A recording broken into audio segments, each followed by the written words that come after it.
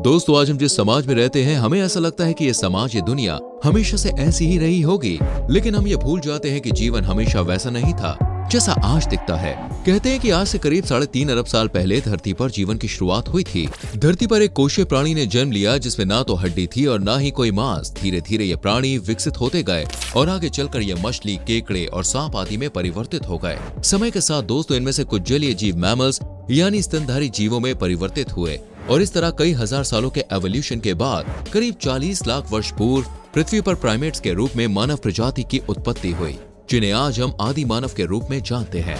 ये वो प्रजाति थी जो दिखने में भले ही मनुष्य जैसी नहीं थी, लेकिन इनमें मौजूद बहुत से ऐसे गुण जरूर थे जो आज के इंसानों में मौजूद हैं। हालांकि दोस्तों, उस समय के इन मानव को जीवन के रहन सहन और खान पान का कोई विशिष्ट ज्ञान नहीं था।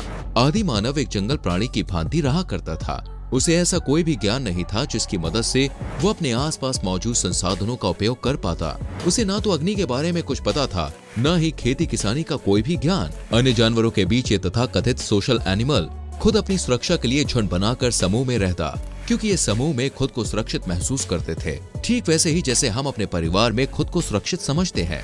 और जिस तरह आज भी अन्य जानवरों की टोली एक साथ भोजन की तलाश में निकलती है, आदि मानव भी कुछ इसी प्रकार अपने भोजन का इंतजाम करता था।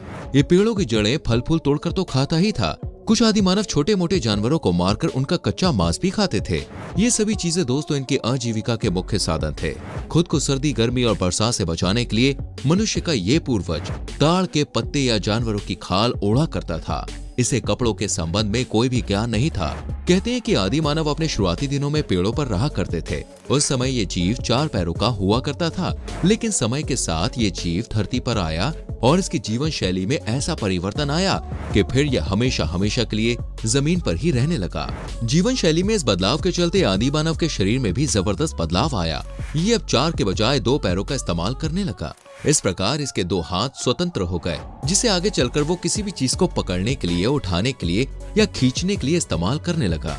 कहते हैं कि दोस्तों, इस समय हमारे पूर्वज आदि मानव का मस्तिष्क एक सेब के बराबर था, जबकि इनकी लंबाई तकरीबन 4 फीट हुआ करती थी। ऐसा माना जाता है कि यहीं से मानव विकास के पहले चरण की शुरुआत हुई। दोस्तों, इस प्रथम काल को पाषाण काल कहा जाता है। ये वो समय था जब आदि मानव का दिमाग बड़ी ही तेजी से बढ़ रहा था। वो हर दिन कुछ नई खोज और आविष्कार कर रहा था। जानवरों का शिकार करने के लिए इसने पत्थर से बने हथियार का इस्तेमाल शुरू किया, गुफाओं का निर्माण किया और पत्थर से बनी कई जरूरी वस्तुओं को भी स्वरूप में लाया। आज दुनिया भर में दोस्तों ऐसी कई गुफाएं मौजूद हैं जो पाषाण काल की ही हैं। इनमें मौजूद शिलालेख भी मिले हैं जो उस समय के जीवन की क्या स्थिति है उसे बखूबी दर्शाते हैं। इस पाषाण काल में आदि मानव ने अग्नि की खोज भी की। आदि मानव ने पत्थरों को टकराकर आग को जलाना सीखा। इस प्रजाति को होमो हैबिलिस कहते हैं, जिसने सबसे पहले अग्नि की खोज की, जो केवल इनके लिए ही नहीं, आज समूची मनुष्य जाति के लिए हेल्पफुल साबित हो रही है। आग की मदद से दोस्तों ये लोग खुद को ठंड से बचाने, जंगली जानवरों से खुद की रक्षा करने लगे। फिर धीरे धीरे इसी आग से अपना भोजन भी पकाने लगे। मांस को पकाकर खाने से इनकी ऊर्जा कम खर्च होने लगी और बची हुई सारी ऊर्जा आदि मानवों के दिमाग में जाने लगी। इसका नतीजा ये हुआ कि इनका दिमाग डबल तेजी के साथ विकसित होने लगा। इनके सोचने समझने की क्षमता में जबरदस्त उछाल आया और पहली बार इसने बोलना भी शुरू किया। कहा जाता है कि जब आदि मानव प्रजाति होमो हैबिलिस नाम के एक पड़ाव से गुजर रही थी, तब इनके दिमाग में कुछ ऐसी विशेषताएं उत्पन्न हुई जिसके चलते इनके लिए बोलना संभव हुआ। और तभी से लेकर आज तक इंसान बोलने के लिए उन शब्दों का उच्चारण कर रहा है जो भी उसके दिमाग में आते गए। निरंतर विकास के साथ ही साथ आदि मानव की आबादी में भी दोस्तों लगातार वृद्धि होती गई। इसके चलते इनके बीच कबीलाई समूह का निर्माण हुआ, जिनमें पुरुष, महिलाएं एवं बच्चे सभी शामिल हैं। अब ये लज्जा थी, कोई निशानी स्वरूप थी, या फिर क्लाइमेट इफेक्ट, ये तो भगवान ही जाने। लेकिन दोस्तों, समूह में रहने के बाद ही ये लोग वस्त्रों का उपयोग भी करने लगे। इसी समय पहिए का आविष्कार हुआ। माना जाता है कि पत्थरों से हथियार बनाने में तेजी आने के चलते ही पहिए का निर्माण हुआ। जब एक आदि मानव ने अनजाने में पत्थर को गोल आकार दे दिया, तब उन्हें पता चला कि एक पत्थर जिसे अब तक केवल उठाया या फिर खींचा ही जा सकता था, उस भारी भरकम पत्थर को रोल भी किया जा सकता था। इस आविष्कार ने दोस्तों एक बार फिर से आदि मानवों की ऊर्जा को बर्बाद होने से बचा लिया। बस फिर क्या था, देखते ही देखते पहिए को गाड़ी से भी जोड़ दिया गया और इसी तरह जो आदि मानव अभी तक 2 पैरों पर चल रहे थे, वो आने जाने के लिए पहिए का सहारा लेने लगे। इस आविष्कार के बाद ही आदि मानवों में ये चेष्टा उत्पन्न हुई कि वो एक ही जगह न रहकर दूसरी जगह को भी एक्सप्लोर करें।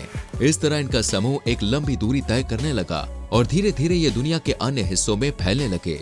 आज दुनिया के विभिन्न देशों में दोस्तों आदि मानव के जीवन से जुड़े अस्थि व कंकाल प्राप्त हो रहे हैं, जिससे न केवल उनकी आयु के बारे में अनुमान लगाया जा सकता है, बल्कि ये भी पता चल चुका है कि वो लोग अपने समूचे जीवन काल में 1000 मीलों का सफर तय करते थे, जिनमें इनका साथ इनके द्वारा पाले गए पालतू जानवर देते थे। दोस्तों, आज से करीब 1 लाख साल पहले हमारे पास हथियार होने लगे थे, हम बात कर सकते थे और हम कहीं भी आने जाने लगे थे। समय के साथ माइग्रेशन की इस प्रक्रिया में भी जबरदस्त उछाल आया। जो आदि मानव अब तक कुछ ही दूरी तय कर रहे थे, वो एक महाद्वीप से दूसरे महाद्वीप पर जाने लगे थे। वैज्ञानिकों का मानना है कि यह माइग्रेशन ही एकमात्र वो वजह है जिसके चलते आदि मानव प्रजाति कभी खत्म नहीं हुई, बल्कि ये समय के साथ साथ अपने आप में बदलाव लाती रही और आज इंसान के रूप तक जा पहुंची है। जबकि हजारों ऐसे स्तनधारी जीव हैं जिन्होंने समय रहते कूच नहीं किया। वो आने वाली सभी आपदाओं में एक एक करके मारे गए और हमेशा हमेशा के लिए विलुप्त हो गए। इस माइग्रेशन ने दोस्तों आदि मानवों को केवल विलुप्त होने से ही नहीं बचाया, बल्कि इन्हें खेती किसानी करना भी सिखाया। जी हाँ दोस्तों, इस प्रक्रिया के दौरान जब ये लोग किसी अच्छी जगह पर रुकते तो समय के साथ इन्हें ये भी ज्ञात हुआ कि फलों के बीज से ही नया पौधा जन्म लेता है। इसलिए दोस्तों फिर से एक बार अपने उसी पसंदीदा फल को खाने के लिए ये बीजों को जमीन में गाड़ने लगे। इस तरह एक बीज से नया पौधा कैसे बनाया जाता है, ये चीज आदि मानवों ने सीख ली थी। लेकिन यहाँ पर एक समस्या ये खड़ी होने लगी कि बढ़ते हुए उस पौधे को शाकाहारी जानवरों से कैसे बचाया जाए। इसके लिए दोस्तों इन लोगों ने लकड़ियों का घेराव करना शुरू किया। अब क्योंकि उन्हें अपनी फसल को बचाने के लिए महीनों तक एक ही जगह पर रहना पड़ता था, तो इनमें से बहुत से लोगों ने भटकने के बजाय एक ही जगह पर टिकना शुरू कर दिया और झोपड़ी बनाकर अपनी खेती के पास ही रहने लगे। समय के साथ झोपड़ियों की संख्या बढ़ती गई और ये जगह बस्ती के रूप में परिवर्तित होती गई। इस तरह लोग एक साथ रहने लगे, जिनमें मेल मिलाप और प्यार भी था। तो कई बार ये प्यार मोहब्बत नफरत और दुश्मनी में भी बदलने लगी। इससे हमारी सभ्यता और संस्कृति का जन्म हुआ, जिससे धीरे धीरे इंसान को विज्ञान और गणित का ज्ञान हुआ, जिसकी वजह से दोस्तों इंसान को भविष्य की तकनीक मिली और इंसान पूरी तरह से विकसित हो गया इसके बाद, और आज उस मुकाम तक पहुंच गया है जहां वो जानता है कि वो कौन है और क्या कर रहा है। दोस्तों अब वो समय आ चुका था जब आदि मानव दुनिया में मौजूद वो प्राणी बन गया जिसमें महत्वाकांक्षाओं का ज्वार उठने लगा। जाने अनजाने से सिर्फ अपने आप से मतलब रहने लगा। इसके रास्ते में जो भी बाधा आती गई वो इसे पार करता जाता या फिर उसे अपने रास्ते से हटा देता। ये अपने आप में दोस्तों हर दिन बदलाव लाने लगा। इसका एक नमूना ये भी है कि जिस भोजन की शुरुआत फल पत्ते और जड़ों से हुई थी, वो आगे चलकर मांस में बदला, फिर वही मांस पके हुए मांस में बदल गया। बदलाव की इस प्रक्रिया में एक समय वो भी आया जब आदि मानव अपने खाने को सुखाने भी लगा ताकि वो खराब ना हो।